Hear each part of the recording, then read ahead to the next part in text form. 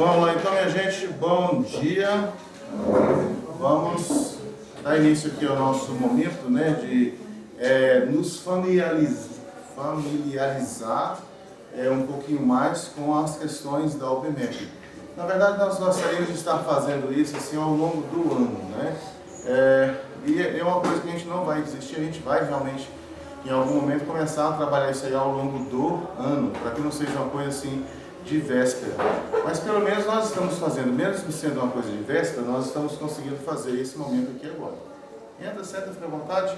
Aqui, ó, pega essa folhinha aqui, por enquanto, uma para cada dupla. E aí, se a gente conseguisse fazer o que a gente tem em mente, nós teríamos esses encontros assim regularmente, de modo que quando chegasse a prova da OBMEP, vocês que estivessem participando já teriam mais ou menos uma ideia de como é que a coisa lá funciona. Bom, não deu para fazer isso para esse ano, mas pelo menos vamos ter esse momento aqui e vamos pegar o grupo que vai para a segunda fase e aí com esse grupo sim a gente fazer um trabalho ali mais intenso para que vocês cheguem lá na hora de fazer a avaliação com chance de ser aí um medalhista, por que não, né? Vamos pensar no que realmente pode acontecer, não há problema nenhum nisso. Bom, essa aqui é a prova um exemplo, né, de prova de OBMEP. Essa aqui foi aplicada em 2017 e como prometido, eu vou passar com vocês aqui pelos exercícios mais simples, na verdade só por questão mesmo de facilidade de cópia, nessa OBMEP de 2017, que eu posso disponibilizar o arquivo para vocês, tem até o IMPA lá disponibiliza o vídeo das resoluções de todas as questões também. Às vezes você vai ver a resolução lá, a resolução deles vai ser diferente da minha, porque não necessariamente a gente precisa seguir pelo mesmo caminho. O bom da matemática é isso, né? Desde que o seu raciocínio tenha lógica, não tem problema. Tá valendo. Então, pessoal, olha só. Nós vamos começar aqui. Aqui tem 3 problemas. Eu falei para vocês que vocês não necessariamente precisariam, para fazer uma boa prova da OBMEP, precisariam saber coisas assim de ensino médio só. Né? Mas é lógico que alguma coisa você tem que saber, não tem como você fazer uma prova só com lógica. Com lógica, por exemplo, você conseguiria talvez resolver essa questão aqui. Essa questão aqui, ela não envolve nenhum tipo de cálculo, né? Essa questão que está aparecendo aqui. Ela não envolve nenhum tipo de cálculo. É uma questão de você perceber o que é que está acontecendo ali, você vai conseguir achar a resposta.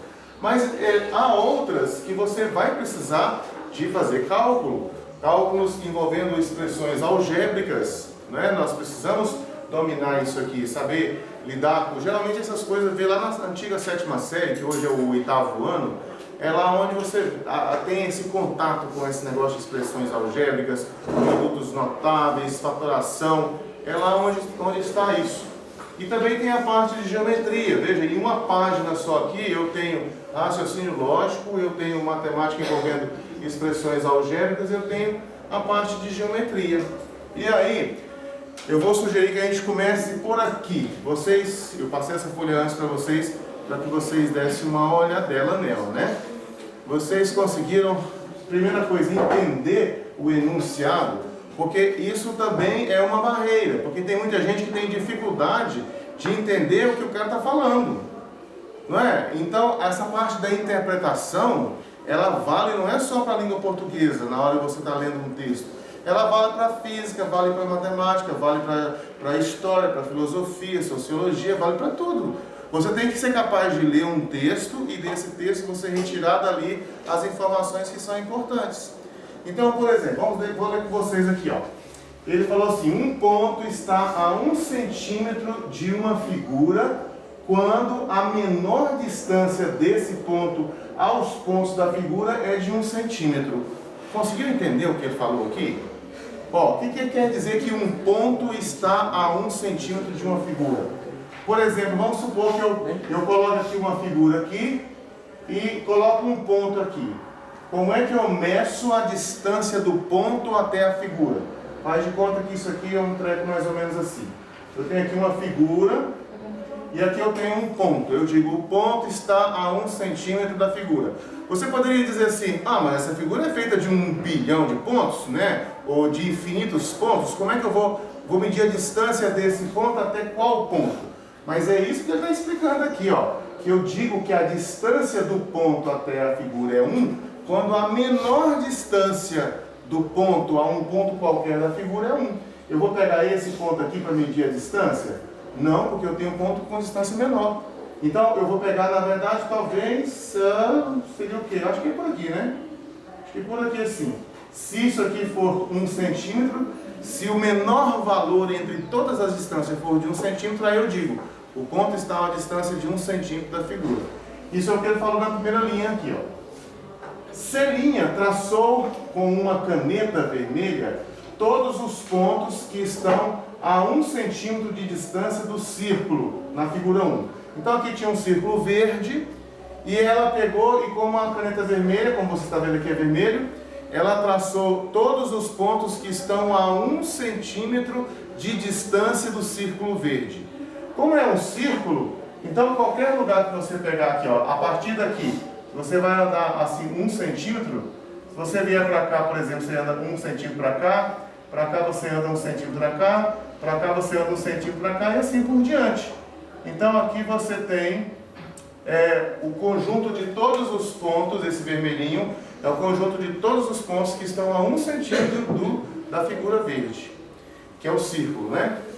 E aí, quando aplica esse mesmo raciocínio a esse quadrado, o que ela obtém é isso aqui. Agora, eu queria que vocês prestassem atenção, por que não apareceu quina quando ela fez isso aqui? Por que não apareceu quina, esse bico? Não é? Porque é interessante para você entender a lógica disso aqui.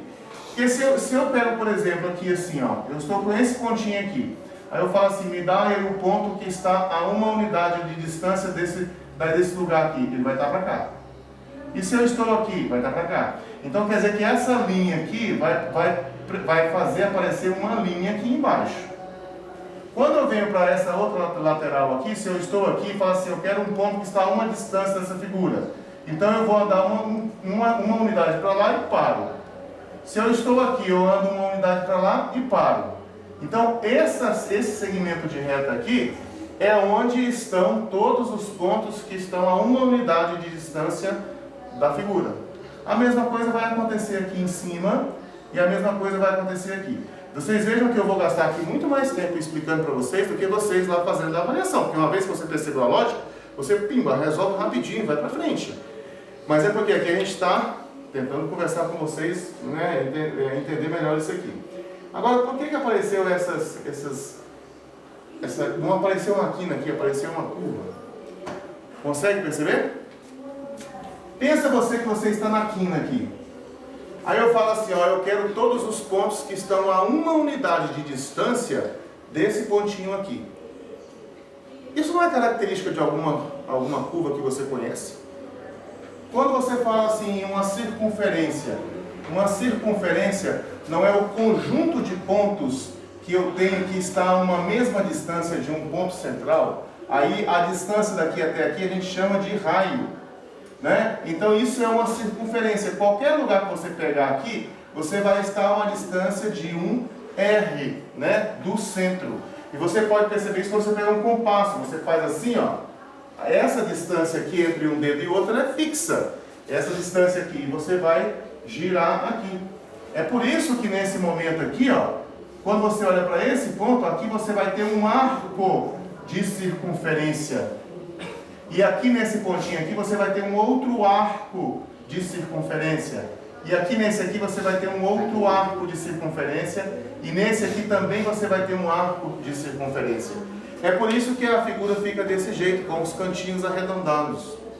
Agora, diante disso que a gente acabou de falar, eu volto a perguntar para vocês. E agora com relação a essa aqui? Deixa eu ver se eu destaco ela aqui, ó. Aqui tem uma quina bem aqui, tem outra quina aqui, assim, assim, assim, vem para cá e vem para cá.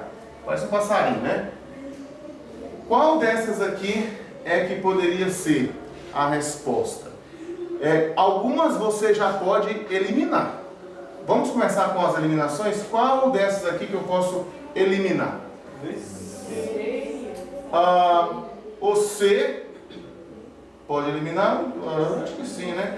Mas uma coisa que é bem óbvia aqui é o B também, né? Porque você tem quinas aqui. Como é que você está a mesma distância desse? Não tem jeito, né? Não tem jeito. O que você deve perceber aqui também é que toda quina ela vai gerar um arco de circunferência. E você não precisa de nenhuma matemática para isso aqui. É só raciocínio lógico. Qual você acha que é a resposta para isso aqui? Mas vocês são bons mesmo, hein? Então, mas é isso mesmo, né? Então você vem cá, olha só, quando você olha para cá, isso aqui é reto. Quando você está na quina aqui, ó, tem um arco de circunferência bem aqui.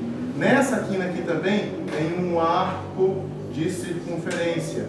E assim por diante, né? Quando você vem para cá, ó, quando você chegou aqui, depois, do mesmo jeito aqui também vai ter um arcozinho de circunferência bem aqui, e aqui nesse bico também. Muito bem, moçada, tá vendo? Você consegue responder só com lógica. Então isso aqui é bom e a UBMEP está cheio desses problemas que envolvem apenas lógica. Você não tem que ir muito além disso. Bom, agora deixa eu ver uma outra coisa aqui para vocês. Esse aqui, vamos fazer ao contrário aqui. Esse 2 aqui.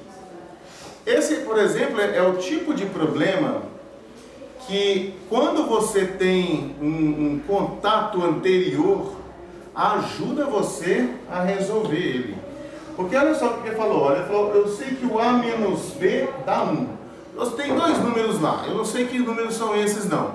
Mas eu sei que se eu pegar um número e subtrair desse número o outro, eu encontro 1. Tá bom, encontra 1.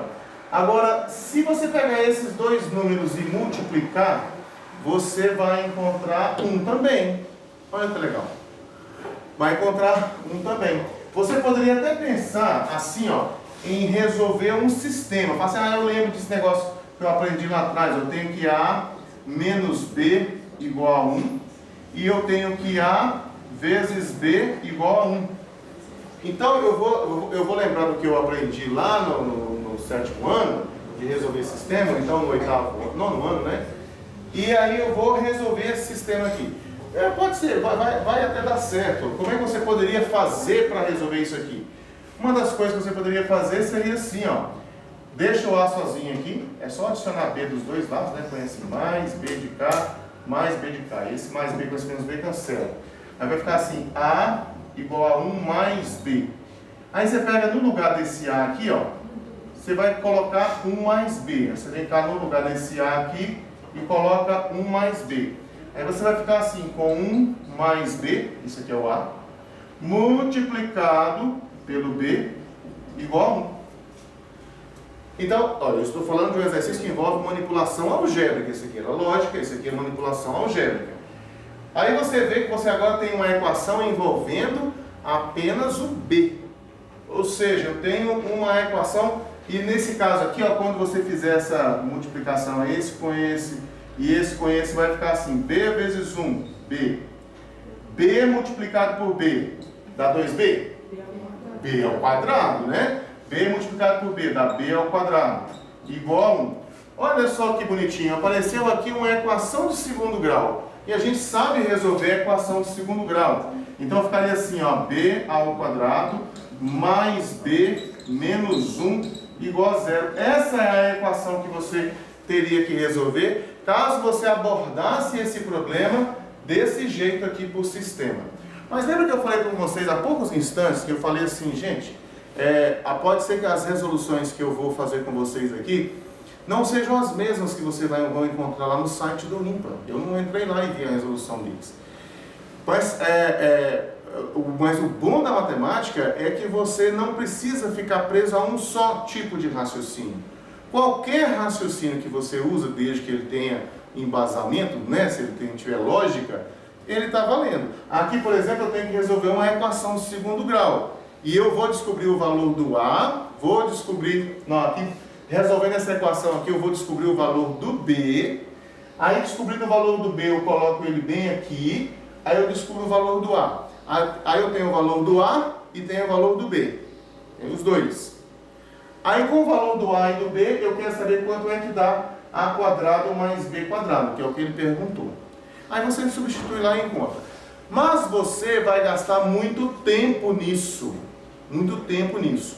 Um raciocínio alternativo, e na verdade a ABMEP procura muito isso, né? Ela procura talentos, né? Pessoas que conseguem raciocinar assim de forma diferente, acabam fazendo mais rápido, acabam conseguindo, de repente até conseguir uma nota melhor, porque a pessoa que veio por aqui, eventualmente, não necessariamente, mas eventualmente pode errar um sinalzinho, uma coisa ali, e aí você acaba errando no final a resposta. Então, olha só, alguém consegue pensar em uma outra forma de resolver isso aqui? Você vê que eu não resolvi aqui até o final, mas eu disse qual que é o caminho. Eu cheguei aqui em uma equação do segundo grau. Na equação do segundo grau você vai achar o delta, b quadrado menos 4ac. Aí depois você acha quem é uma raiz, quem é outra, você vai achar as raízes. E aí você vem cá e substitui aqui o valor do b que você encontrar aqui para achar o valor do a. Aí depois você descobre quanto que dá a quadrado mais b quadrado. Alguém consegue pensar em uma solução alternativa? Né? Ó, eu vou mostrar para você aqui uma solução alternativa. E aí, isso, vamos dizer assim, você ganha musculatura mental na medida que você vai fazendo mais exercícios. Porque quando você é exposto a uma ideia, essa ideia fica com você. Apareceu outro exercício, você vai e usa a mesma ideia. Vai. Então vamos exercitar nosso cérebro aqui. Ali a informação que ele falou é o seguinte, ele falou que A menos B dava 1. E ele falou também que A vezes B dava 1 também. Olha que legal. A diferença é 1 e o produto é 1. E o que ele quer saber é quanto que dá A quadrado mais B quadrado. Eu não sei quanto é que dá isso. Eu vou trabalhar para descobrir isso. Bom, o que eu posso fazer aqui? Tem alguma coisa que relaciona a multiplicação e a soma de quadrado com a diferença? Tem. Mas aí você tem que resgatar mentalmente isso. E é por isso que você tem que aprender as coisas. Não é estudar para fazer prova, tem que estudar para aprender. Ele aprendeu, a nota vem junto. Mas tem que aprender.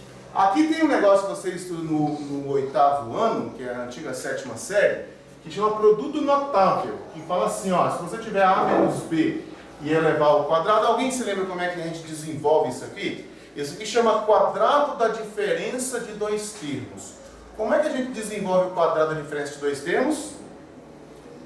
Precisa saber. Para você conseguir essa resolução alternativa, isso aqui é algo que você tem que conseguir acessar na sua memória. Então isso aqui tem que lembrar, isso aqui é o quadrado do primeiro menos 2 vezes o primeiro vezes o segundo mais o quadrado do segundo. Tem que lembrar disso, quadrado da soma, quadrado da diferença, produto da soma pela diferença, que são os principais produtos notáveis. Agora, olha só, ele não falou aqui que a diferença entre esses dois números dava 1? Então, isso que está aparecendo aqui dentro vale 1. Então, vai ficar 1 elevado ao quadrado.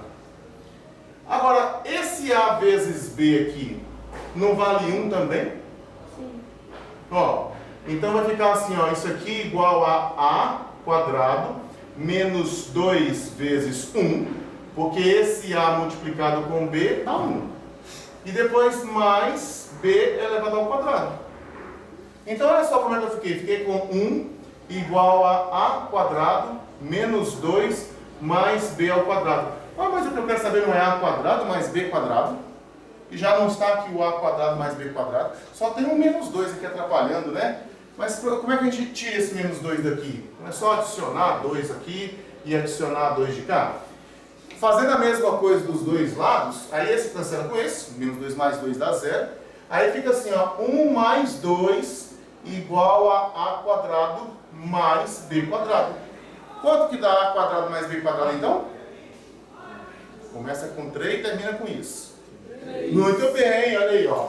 Então vai ficar assim, A quadrado mais B quadrado igual a 3. Eu descobri quanto é que dá a soma dos quadrados sem eu descobrir o valor do A e do B. Mas isso não é muito legal? Eu sei quanto que dá a soma dos quadrados. E quanto que vale A e B? Eu não faço a menor ideia. Essa resolução aqui me levaria até os valores de A e de B. Mas eu, para chegar até o valor de A quadrado mais B quadrado, eu não preciso achar o valor de A e de B. Eu já posso ir direto. E esse é o tipo de músculo que o seu cérebro vai ter na medida que você exercita ele. Quando aparecer um outro exercício envolvendo assim, a soma de 2 números é tanto, o produto é tanto, quanto é que dá a soma dos quadrados? Você vai falar, opa, já fiz um negócio parecido com esse. Você acaba abastecendo o seu cérebro com modelos. E isso é importante. Então, qual é a resposta lá? A letra C, né? A resposta lá, quanto é que dá a soma dos quadrados? É a letra C aqui que dá 3. Ok? Simples, né? Mas esse simples é um simples relativo. Por que relativo? Porque se a pessoa não souber o que é quadrado da diferença de 2 termos, ela não consegue fazer. Se a pessoa não souber o que é uma equação do segundo grau, essa solução mais longa, mais demorada, mas que você consegue resolver também, se você não souber o que é uma equação do segundo grau, você também não consegue resolver. Então, você precisa de ter o cérebro abastecido com modelos, com exercícios, para você poder, a partir de um, conseguir chegar no outro. É como se fosse escalar uma parede, né? Você segura aqui, aí esse aqui te dá um apoio para você pegar o outro ali, que te dá o apoio para você... Ok? Então, nessa analogia do subir a parede aí, tem conhecimentos que você não consegue alcançar porque você não tem um apoio para segurar. É por isso que você precisa aprender também a lidar com outras coisas para poder construir outras coisas diferentes também. Beleza? Então aí, um exercício de lógica, um exercício de manipulação algébrica. O outro é um exercício de geometria. Eu não sei como é que está a parte de geometria de vocês.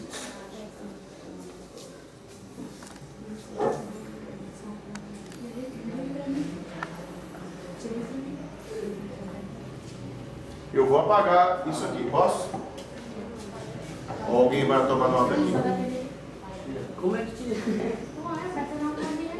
Ele está lá,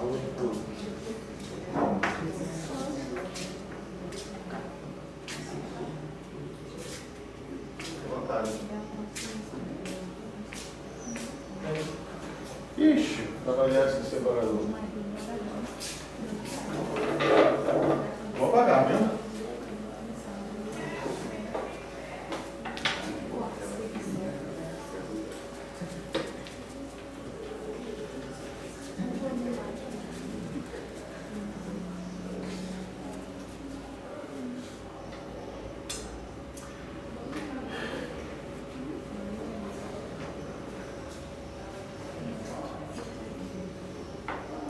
Eu deixei essa folhinha com vocês antes, né? Alguém conseguiu resolver isso aqui?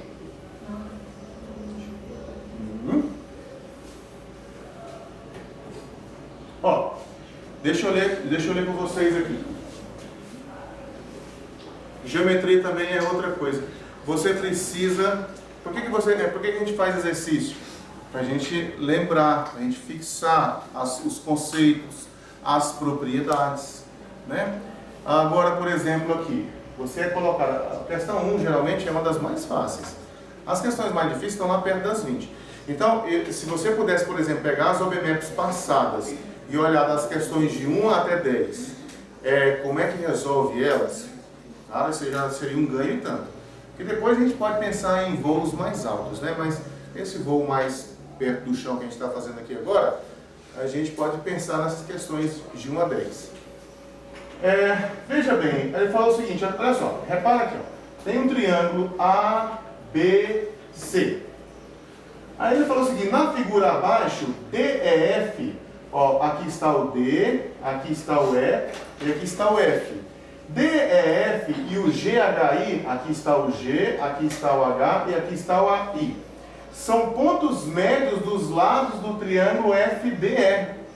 Ponto médio é aquele ponto que divide o segmento ali em duas partes iguaizinhas.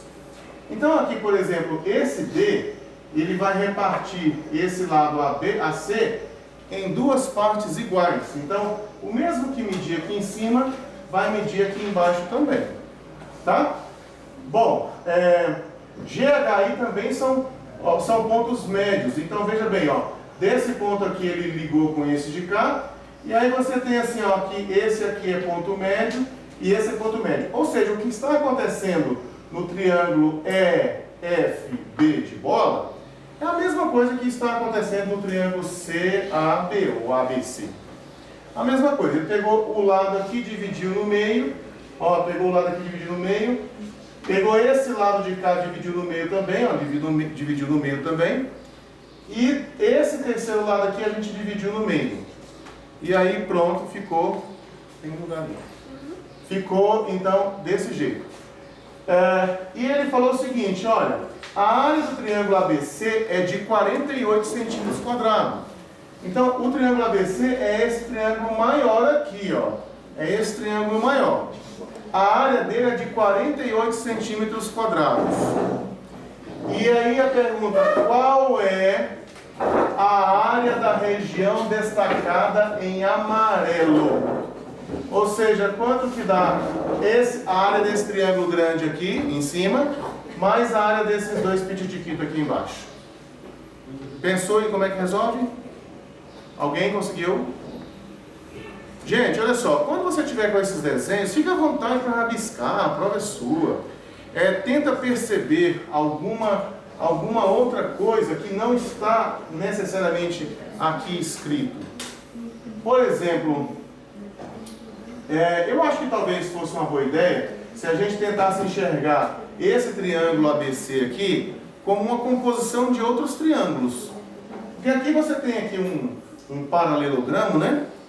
Mas aí você pode falar o seguinte, olha, eu vou ligar esse negócio aqui, ó, esse aqui com esse. E fazendo isso, eu vou ter o seguinte, preste bem atenção, hein? Eu vou ter esse triângulo amarelo aqui, aí eu vou ter esse triângulo que eu estou colocando aqui de pontilhado. Eu vou ter esse triângulo aqui que eu vou colocar de riscadinho. Eu vou ter esse triângulo aqui que eu vou colocar de riscadinho. E vou ter esse triângulo aqui que eu vou colocar de bolinha. Gente, olha só, se você conseguir lembrar as propriedades,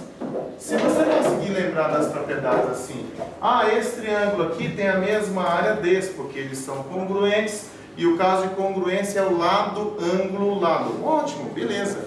Mas mesmo que você não se lembre disso, até você olhando para cá, o que você poderia falar sobre a área desse triângulo amarelo, e desse com esse pontinho, e desse com risquinho, e desse com bolinha?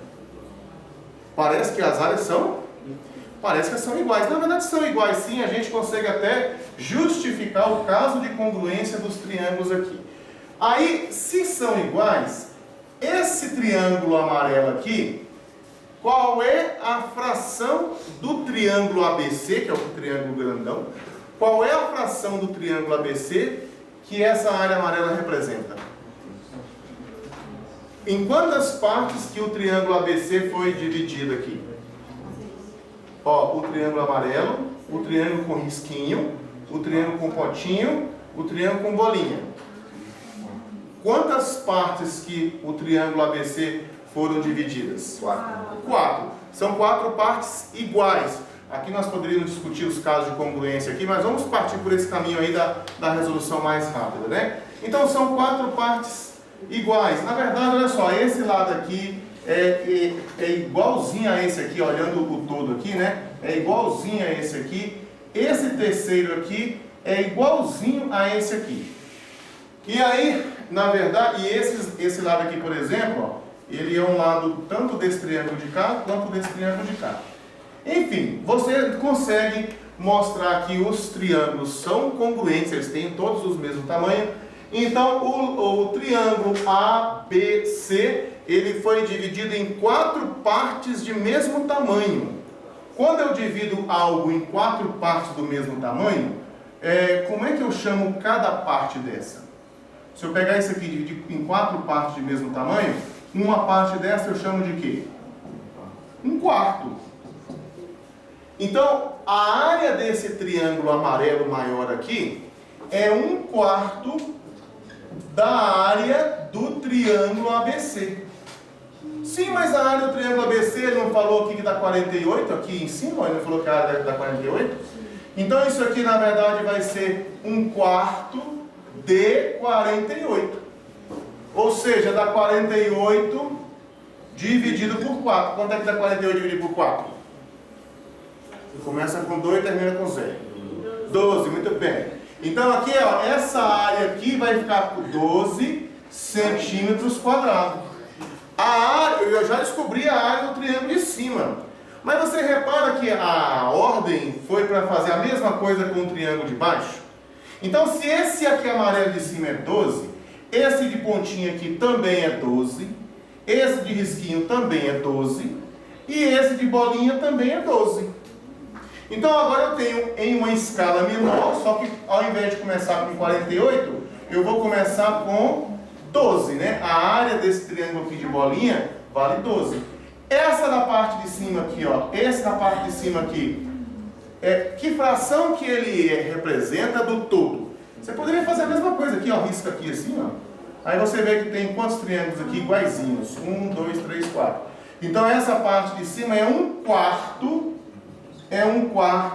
da área desse triângulo EFB. Mas nós acabamos de encontrar que esse triângulo tem área 12, não é todo mundo tem área 12? Então aqui vai ser 12, ou seja, vai ficar 12 dividido por 4, que dá 3. Quer dizer então que essa área aqui é 3, essa aqui é 3, essa aqui é 3, e esse outro aqui também é 3. Então eu tenho que esse triângulozinho pequeno tem área 3, esse outro aqui tem área 3, e esse aqui tem área 12. Ele quer saber qual é a área da região destacada em amarela. Como é que eu faço para achar a área destacada em amarela? A soma, 12 com mais 3, com mais 3. Quanto é que dá isso? 18. Olha aqui a resposta aqui. Não teve nada de sofisticado nessa resolução.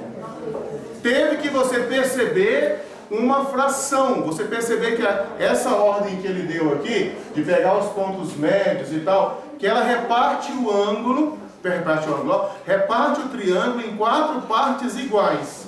E como eu te deu a área do total, se são 4 partes iguais, então você vai ficar com um quarto da área. É basicamente fração. Aí você tem que perceber aqui algumas coisas dessa parte de geometria básica. Volto a insistir, eu não foquei aqui nos casos de congruência, mas não é difícil de você mostrar que os triângulos têm o mesmo tamanho, tá bom? Bom, então olha só, esses são os 3 primeiros exercícios dessa Olimpíada.